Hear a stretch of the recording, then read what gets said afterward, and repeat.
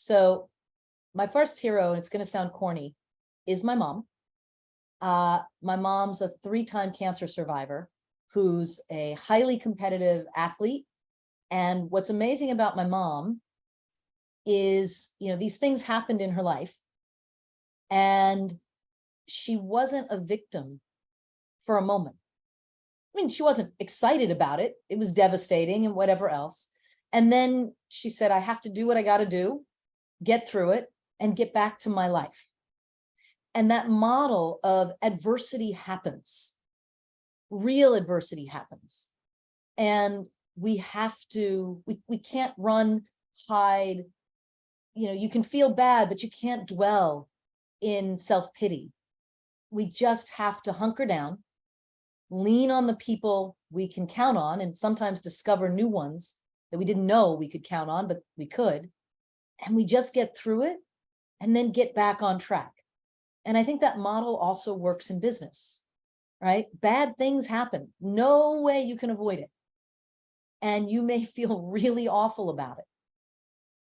And then we have to hunker down, we have to deal with it, and then get back on track towards what we aspire to be.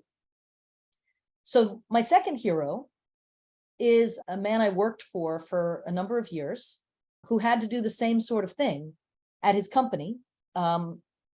So when Raj faced the reality that the business that had led Bloomreach to make tons and tons of revenue was highly dependent on another company and wasn't all that stable, he made the hard choices to retrench, to contract, and to cannibalize that business while he built, and through acquisition, through innovation, built more sustainable, reliable businesses.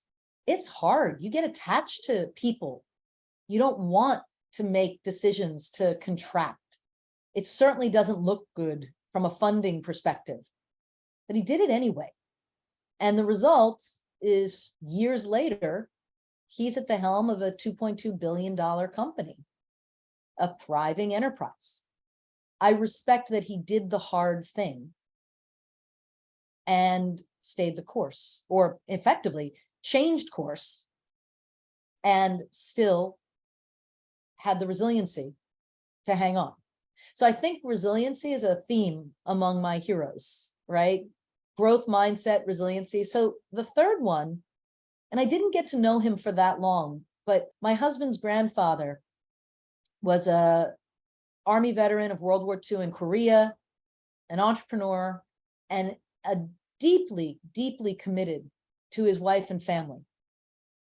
And the fact that he could balance those things, I'm going to serve my nation, I'm going to build businesses, and I'm going to create opportunities for the people I love to be together and celebrate the good things in life, not just the hard things in life. Like everyone shows up for a funeral.